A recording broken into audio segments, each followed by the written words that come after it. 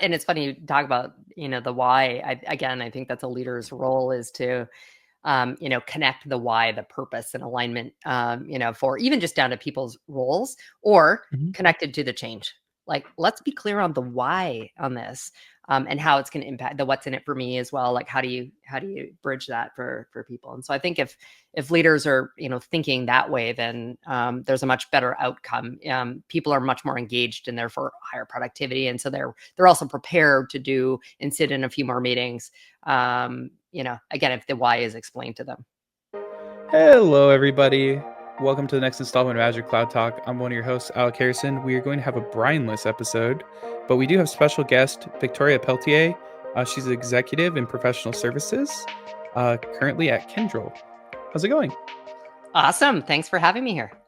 Yeah, thanks for joining us. I think you talked about you've been doing a lot of things lately. You talked about being at AWS's big conference recently. You have a TED Talk out there, kind of running the gambit in kind of the tech world. How does somebody kind of how's your journey start? Like, what do you do day to day? What gets you excited to continue being in that space? Well, I will tell you, Alec, the journey was not the one that I planned. So I thought from like childhood I wanted to be a lawyer. And so when I was doing my undergrad, I worked for a bank, and in their contact center, it was quite flexible, and they promoted me up through the ranks. And then as I was finishing my undergrad, they offered me a relocation across the country and a promotion to do what they called was branchless banking. We would call that digital banking in today's day and age, but that was 30 years ago. And quite honestly, the market wasn't really ready for it quite at that point. So I shifted to just running different contact centers within the bank. And then I got recruited to the world of business process outsourcing, or BPO. And so that was 25 years ago. And I've spent the rest of my career in that world of B2B professional services ever since. What I thought was 1 year off between undergrad and law school was never, quite frankly, because I loved the business world that I was in, and I loved the leadership positions that I was put in. And so my tech journey is unique in that, yes, I was in early days, like trying to work through what digital banking looked like, but more around Mhm. thinking about the people, the personas, et cetera. And then from my then world in B2B professional services, BPO, of which was outsourced IT, customer service, sales, grew into technology enablement as we started to think about how to automate a number of those key processes. And in the early days, looking at chat functionality, and then AI entered that realm as well. And so for me, I was joking with you before we started the recording that actually when I was at the AWS conference, the topic was around humanity and in AI and how do we think about that. And I kicked off that session and said, look, people, process, technology, I'm going to spend time talking up here, and my colleagues can talk much more around, deeper around the technology itself, because that's where I play, is technology as the enabler to business and operational strategy, and trying to help humanize the experience and get broad adoption when the hearts and minds, if you will, of the users. And so I love that aspect. And so I've stayed ever since in the world of B2B and, heavy tech enablement, even when I didn't work for what would traditionally be called a tech company.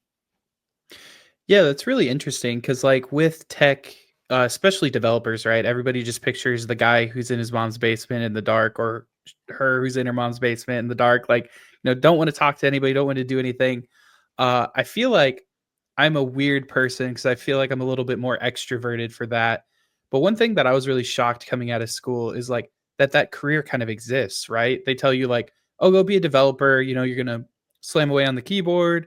Eventually, you might climb into management if they really like you. The Peter principle, right, of being promoted to your level of incompetence is something that I think a lot of people who have imposter syndrome really live with. But then when you're actually in the field, you see this whole other career path that nobody really talks about in tech, of the people marrying, the business processes and the tech, right? That connective glue of whether developers want to admit it or not, just because you build it doesn't mean people will come, right? You need somebody to actually figure out what is going to move the needle, what people actually like, what people actually want to use, kind of that whole career path. It sounds like, and correct me if I'm wrong, did you just kind of like stumble into that field, or was it just like, I like working with people, the tech kind of came along, or how did you kind of find your way? You talked about getting promoted up the ranks. Was it just like happenstance of you got promoted at that point, or like at what point were you like, this is a career, now I'm going to target it and start moving in that direction?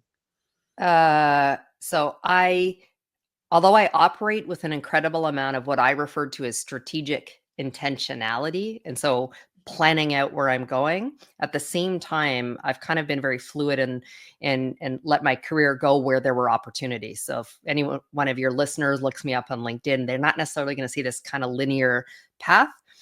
On the leadership side, so actually I started working at age 11. And at 14 was my first leadership role. I was promoted to assistant manager of the shoe store that I worked at in high school. And then when I got into that banking environment while I was in university, it was less than 6 months before I was again in a leadership role.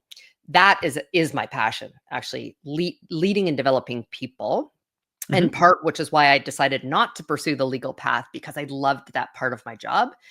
And then as it relates to the technology, so I got recruited at age 24 out of banking to be the chief operating officer for a private BPO company.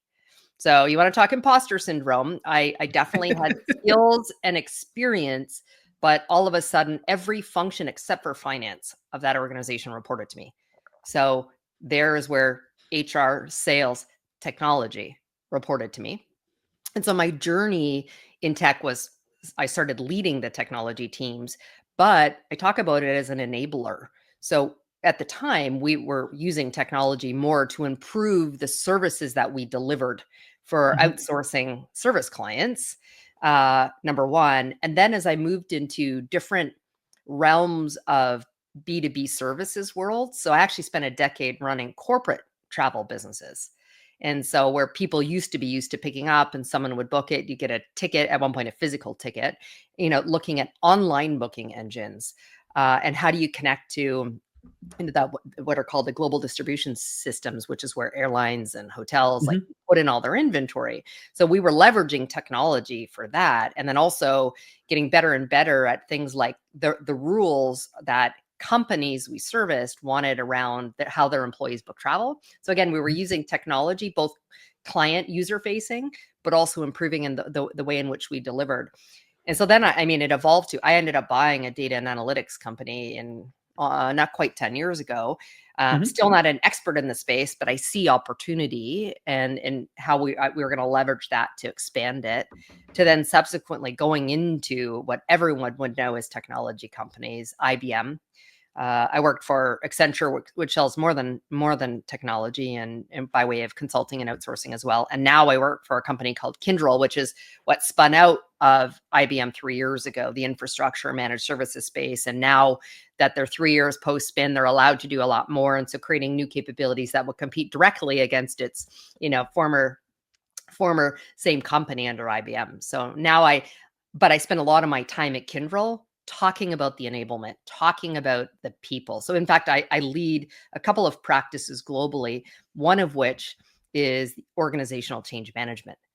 So as we're transforming systems and modernizing infrastructure or helping create new technologies, my team ensures successful adoption of that to Mm-hmm. drive towards the outcomes that were stated when they built a business case to do all of those things. Right. It's not trying to change hearts and minds. Like I've seen this at from different companies or different perspectives, like they hire somebody to bring in agile while, up high says you're going to do this while the, agile coaches are there, everything's going to as planned. And then the day they leave, they're like, we're throwing everything out because we didn't really change hearts and minds. Somebody just said, you're doing this now. And everybody just kind of goes through the motions, but you just evolve back into that I give agile a hard time, but DevOps is kind of a similar way, right? We're going to do all infrastructure as code. We're going to do the proper DevOps procedures. And then it's like, well, I'm just going to make a change real quick because I need to. And then before you know it, you're right back to where you started. So I think that hearts and minds piece is real interesting. Um, Coming in from the level you are, that's maybe a viewpoint that I don't really have a lot of access to, right? Because as a consultant, I'm usually boots on the ground, trying to be like, let's work together to do that. I'm curious, like, do you have a different perspective from where you are of like, how do you? It sounds like you're training the people on the ground, but also then you have access to probably the higher level executives at those companies. How do those conversations maybe differ from somebody who's boots on the ground trying to make change versus like talking to an executive? Uh, I feel fortunate in that there's a level of respect that comes when I have conversations with C-suite or other executives because I've sat in their shoes. That Mhm. said, you don't have to have that to have those conversations. Uh, there's a level of confidence, I believe that's required. So competence for sure in terms of knowledge and being able to have those conversations, but confidence. And interestingly, many people who come in with confidence, it's often perceived as competence, and we know that they're not the same. So you need both, but I will tell you, having a level of confidence to be able to sit across these executives and in many cases challenge them. So for me, I have met, like I said, I've sat in their seat directly, but I've also come in with a high degree of confidence to be able to have conversations, asking questions, and I'm known for being radically candid from a place of care and compassion. So I'll ask the hard questions. So my clients respect me for that. So that helps in having that level of conversation. And an element of now having been there, done it. In many cases, I've actually owned the transformation within the companies I've worked for, not just leading engagements for clients that we're supporting. So being Mhm. able to take all of the years of experience across different industries and and I've also been a part of over 40 merger and acquisitions, that comes with lots of transformation. So that enables me to have that top conversation and start to guide them around how they need to lead their teams through transformation. But that said, at the same time, you say hearts and minds. I always talk about that. We have to win hearts and minds. And for me, that's what successful change management is. And to do that, you need to have conversations at every level of the organization. I actually say we need to start with the the business outcomes in mind, but then you need to design what the outcomes look like and the experience. And that means we work through persona development of Mhm. all levels of users, employees, et cetera. And so then we're tailoring our communications, to those individuals that are, front line. Like what their experience is going to be very, very different because they're hands on keyboard versus the top, executives in the organization. So it's being able to have those conversations by understanding, um, again, their personas and the impact, to all that are affected by such change. That's really interesting because like when you build software, right? If you're building good software, you probably have personas of some sort, right? Especially if it's a big enough system of, this is Bob, general user. They're going to use the system XYZ. Here's Jen, blah, blah, blah. And they usually, put education, all that sort of fun stuff. But I've never thought of an executive doing a persona for their internal employees potentially. How do you help them with that? Are they just like, here's our stereotypical developer, um, here's what we want to message to them, or is it like here's a catch-all, and then maybe anybody who's causing trouble, for lack of a better word? Like, is that when you focus more on that persona, or is it just like trying to find a shoe that or a message that fits everybody, or how do you kind of approach that messaging or persona development? No, so the catch-all doesn't work. I mean, now there should be a broad sort of company-wide, announcement over change that usually comes from from the top or, certainly the leader of that division, department, or the change that's occurring.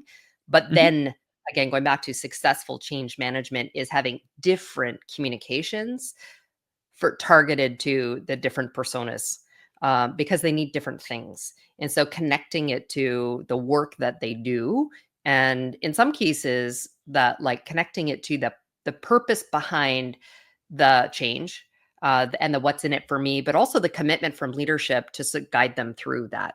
So one size catch all does not work. And the other thing though is finding, I'm going to call them change champions that are going Mhm. to help with those who are not on the bus, so to speak, to hopefully bring them to the bus. And then there's separate communications for those who continue to not want to get a seat on that bus. Gotcha. So there's basically a more targeted message and then empowering people who are basically championing or essentially doing and showing the behaviors that you'd like to see that you want other people to emulate of like whether it's rewarding them, shouting them out, doing whatever to be like, hey, this is kind of actions and behaviors you want to see.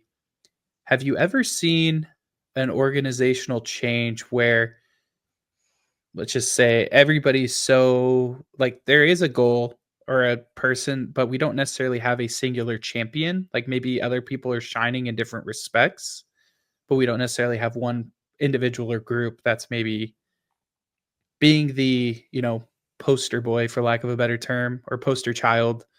How do you kind of help with that? Do you mentor them to be stronger on the pieces that they're maybe falling short on? Or do you keep over praising them for the pieces that they are? Or like, how do you start building that champion? I've never seen a change or a transformation where there wasn't a champion at minimum, and generally multiple. Sure. I've seen many who resisted. So, a non-technology example, but worked for a company where we acquired 6 companies in 18 months. So just so much change, restructuring, reorganization, and people were tired and quite honestly fearful because we did need to change the organizational structure, and in some cases there was reduction Mhm. because we didn't need the same number of people doing essentially the same things, and um, and so and actually at the time I owned our North American operation, so most of the 80% of the workforce sat with me, and so in that case, I it was highly customized. I definitely there were champions. Our CEO was very happy that we'd done this and wanted to see, and there's a business case built over the acquisitions and the structure. But a significant portion were nervous about what that looked like, and so I mean, I had a message out to my direct reports, but there were a few of them who were just definitely not bought in. And for me, it was understanding the criticality of. There was one woman in particular who I could have very easily exited her position from Mhm. our company. But one, I spoke to our clients, and she led a very, very important client portfolio for us. And I understood if she wasn't there, there was a risk of losing the business. So how I handled her in that situation was very different than I did for others who resisted the change. I'm not known to be a patient person in general. But in this case, I knew that was going to be required in a different kind of leadership to get her on board. It took me almost a year to have her finally as a champion for the change.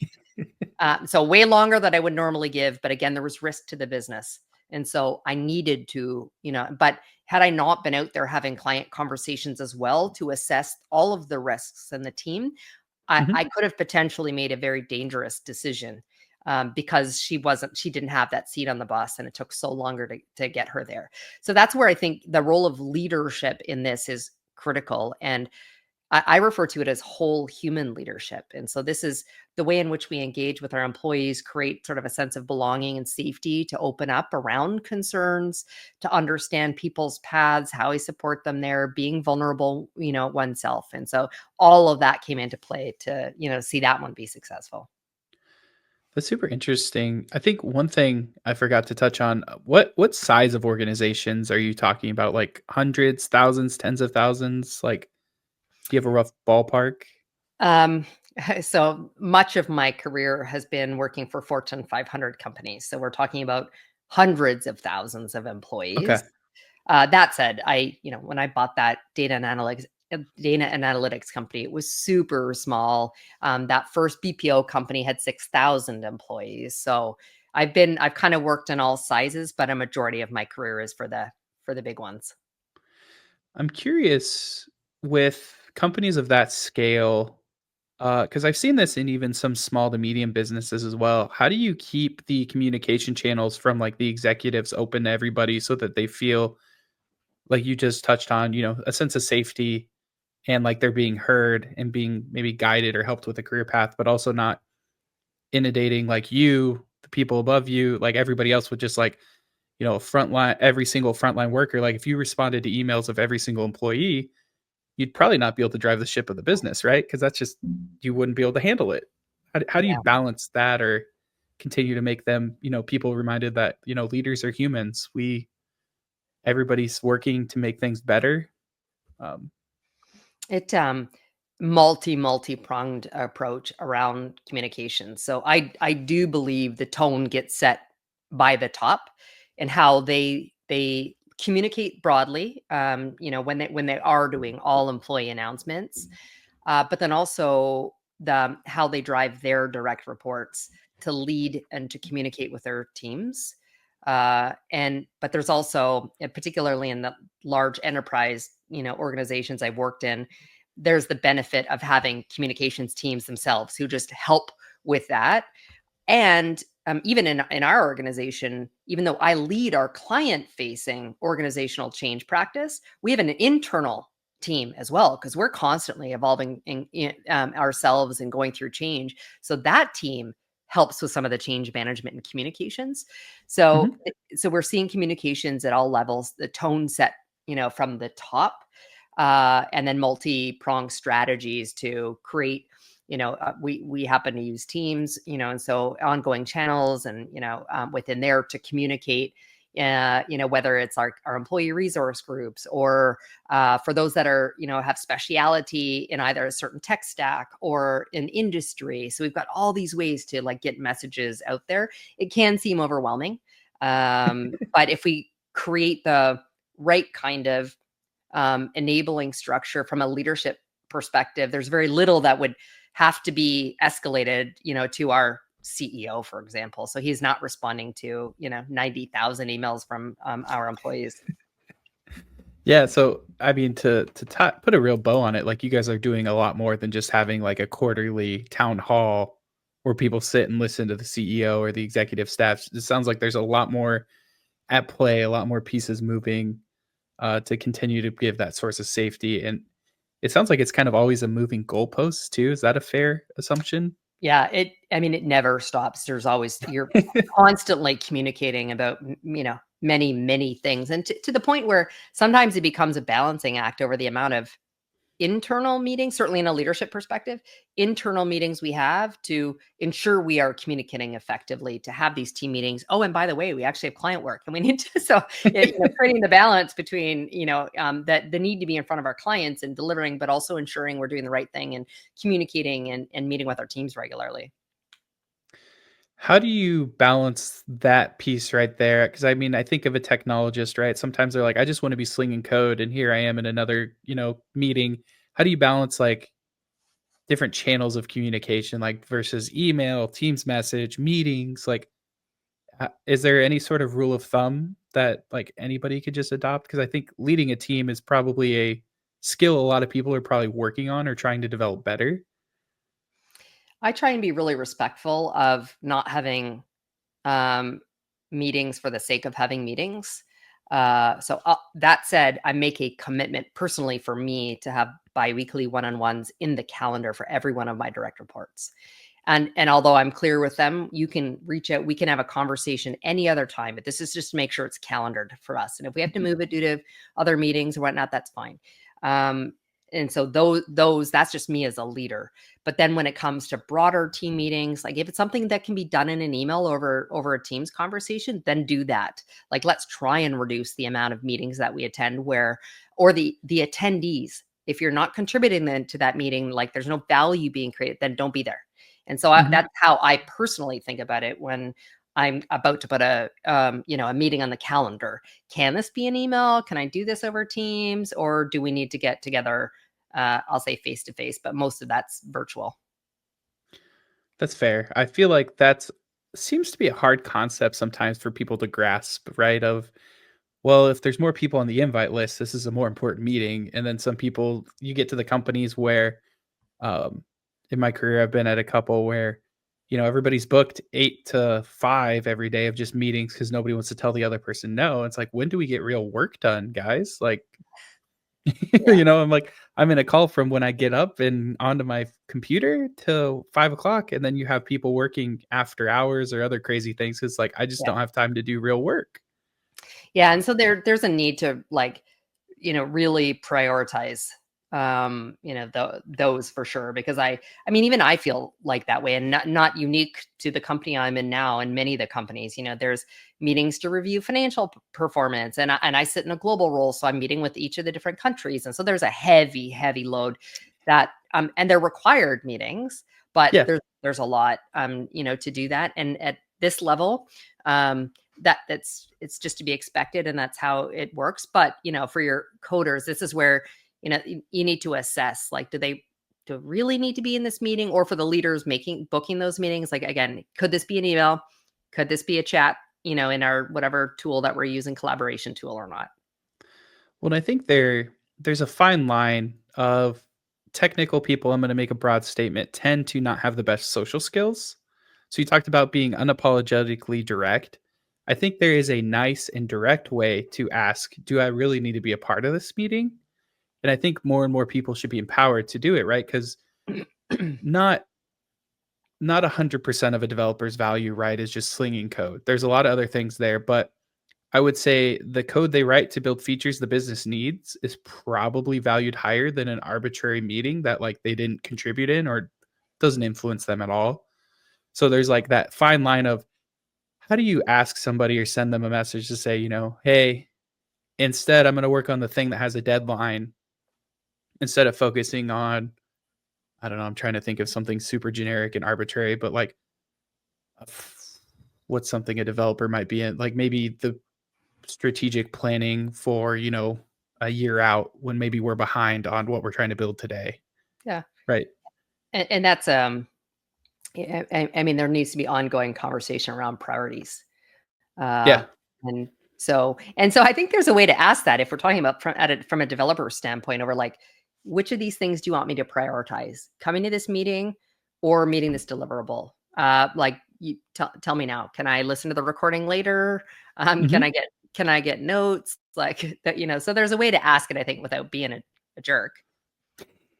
Well, and I think even this is one thing I've been really enjoying with AI is like the Copilot, Teams Copilot is something we use at the client I'm at with the transcribe feature. So you can say like, give me a high level summary of what just happened. And then there is a recording if it's like, well, I don't really understand or I want to dig deeper.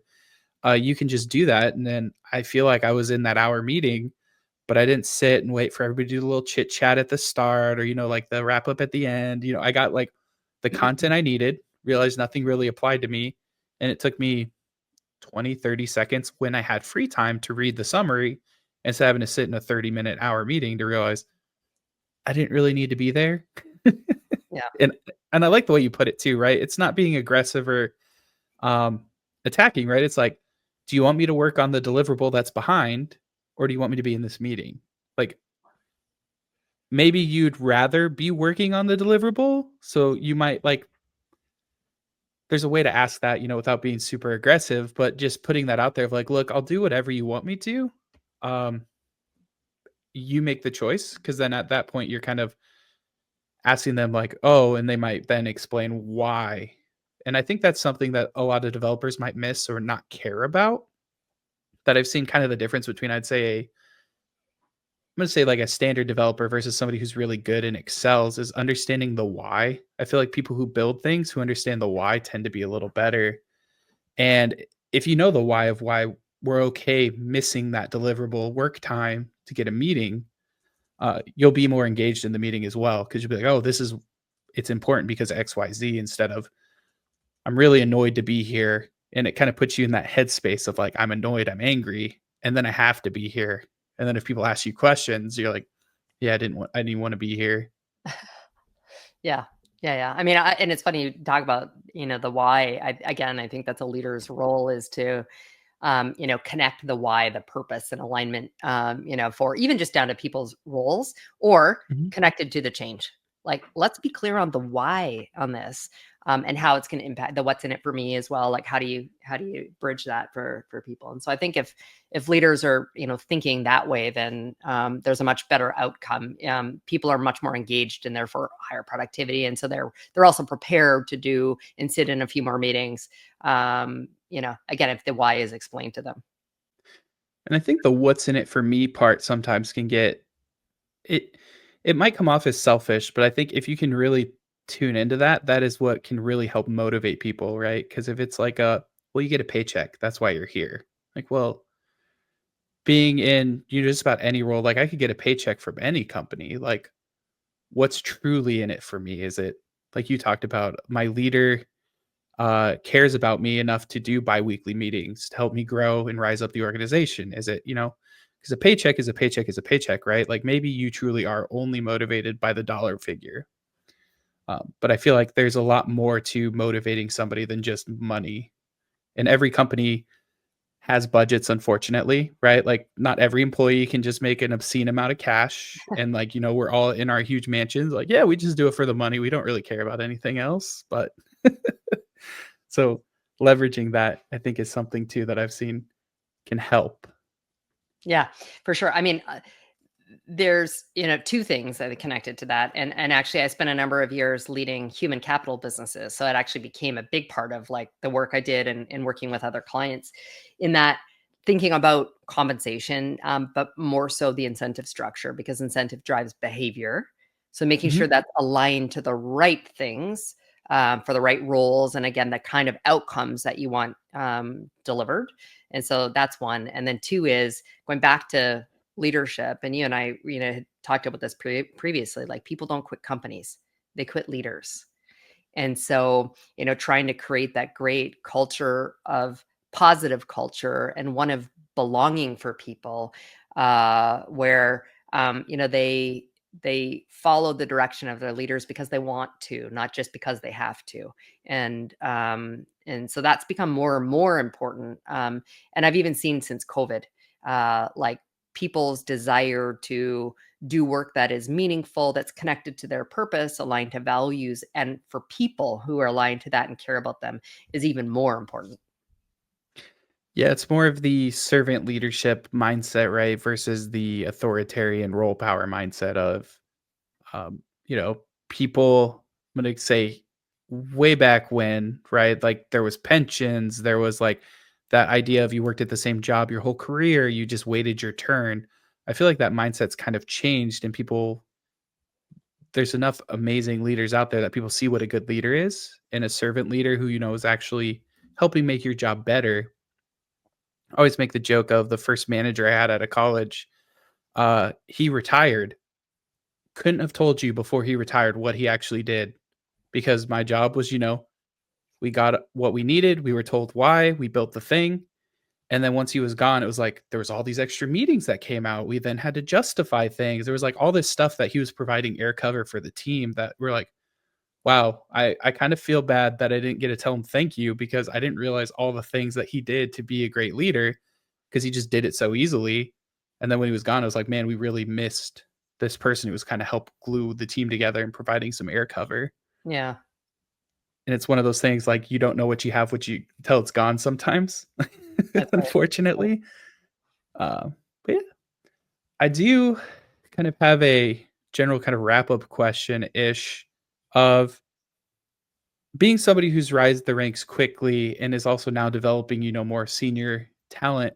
Do you have like any sort of advice from somebody who's been over tech, who's been over a bunch of different industries, to, if you want to rise the ranks? I know you kind of talked about your career has kind of been all over the place as far as industry or companies go, but with the goal of kind of moving, how do you help people navigate their career journey or grow into roles that they maybe want to target? I start, um, with trying to understand what their career objectives are. As I said earlier, like not everyone wants to go vertically, like up a hierarchy and achieve higher and higher levels of leadership. Some do, but that's not always aligned to what they're best at, their capabilities. And so one, it's having that conversation, but also trying to tap into, they might not think of themselves in maybe even making a move to a different function or a different industry within some. So it's trying to find ways to explore that and understand not only what are people good at, identifying if they have a propensity to learn, because then we can find new skills and move them, and then try and create that opportunity for them. But at the same time, it's having some of the harder conversations. So there was a woman that, that worked for me at one point in finance, and, she was so talented at, it was actually doing pricing deals and things like that. And she's like, okay, but I want to move up to like leading people. And I remember like, I said, I don't know if that's going to be like aligned, just knowing her personality and temperament, but she was super talented, and I gave her the opportunity. And in less than 6 months, she's like, oh my God, this is like babysitting. I hate this. And, and so we moved her back. And so, she realized being in an individual contributor role was more aligned for her. But then on the other hand, I've had conversations with people who want to grow and they want to be a leader of other people. And so then it's identifying what skills are required and then finding the training and development either internally, potentially it's me providing it, finding a mentor, like trying to set them on that path. And sometimes for me, that means amazing people on my team that I'd hate to lose. I know I'm going to, but that's the right thing for them from a career perspective. Mhm. And so I'll get better engaged. Like they'll be way more engaged and stay with our company longer by trying to navigate them like to the right place. And every once in a while, it's to a role that's not in our organization. But again, they're passionate about something. And so how can I help support them on that journey? But this comes back to being a whole human leader who needs to understand the whole human that sits in front of them, their career interests, passions, and then trying to help support them on that journey. That's super interesting because I think it's a common thing. Like I've been a people manager for all of a year, and it was like, well, the person who you did report to left the company. Now you're the manager. And I felt like I didn't really have, a rule book. There wasn't training. It was just like, you're now in charge of performance reviews. You're in charge of this. You're in charge of that. And I'm like listening to every leadership book I can possibly find on Audible. But even then, I'm like, am I even doing a good job? Like, I don't know. Like, it's almost where being a servant leader wasn't because I knew it was the right thing to do. It was an easier thing for me to do of saying, okay, well, like as your leader, how can I make your job better? And if I'm doing that, that's an easy metric because I can have, our weekly or biweekly one-on-ones and say, like, how you feeling? Is your job better? Oh, this thing sucks. Cool. Let me go do that for you. And it didn't really feel like a leader, but maybe that's what leadership is like. I don't really know, honestly.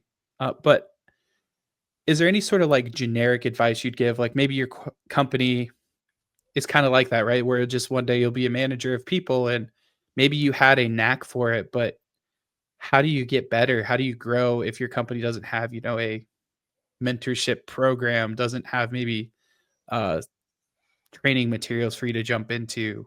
Is it just, trial and error or kind of what would your advice be there?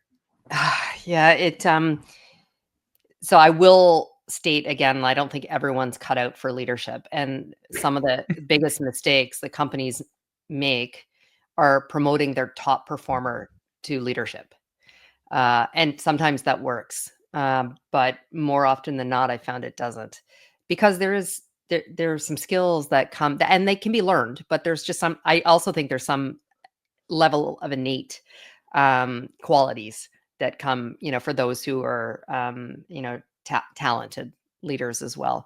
And so if you're not in a company that has a formal leadership and development program to support leaders, then a lot of it is doing, what you're doing, Alec, which is, going out, there's some self-study. I do think find yourself mentors that have been in that who tried and tested and can tell you where they failed and how to like learn from some of those mistakes. And then otherwise there are lots of great leadership books, podcasts. Heck, I wrote a book on leadership. So and by the way, I shared like lots of failures I made so people could learn from them. For that very reason. So listen, learn from people who've done it for a period of time. Amazing like books, podcasts out there to help support. There's tons on whether it's LinkedIn Learning and Masterclass, like all of those that I think you can find if the company is not providing it for you directly.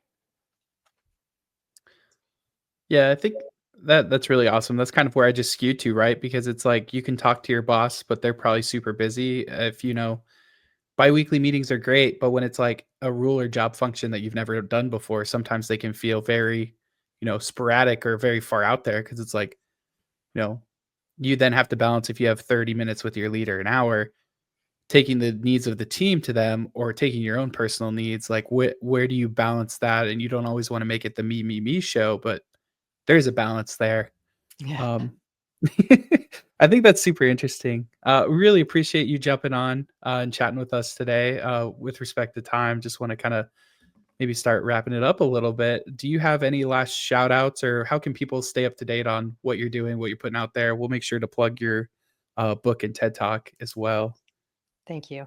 The one-stop shop to connecting or following content for me is I have a website, which is just victoria-pelletier.com, which can then take you out to whatever your preferred social media platform of choice is to follow me. LinkedIn is probably my most prime, just given that I'm in the business world. But on the website is the content I write, the various talks and things that I perform. The 3 books I've written are there, but I'm now almost all like Audible or like listening to audio. So for me, I rarely do I buy a book anymore, but I either read it digitally or listen to it. But all those are available out there on on Amazon or wherever you get your books and audio. Awesome. Really appreciate it. Thanks again for joining us, and we'll see everybody again next week. Bye, everybody.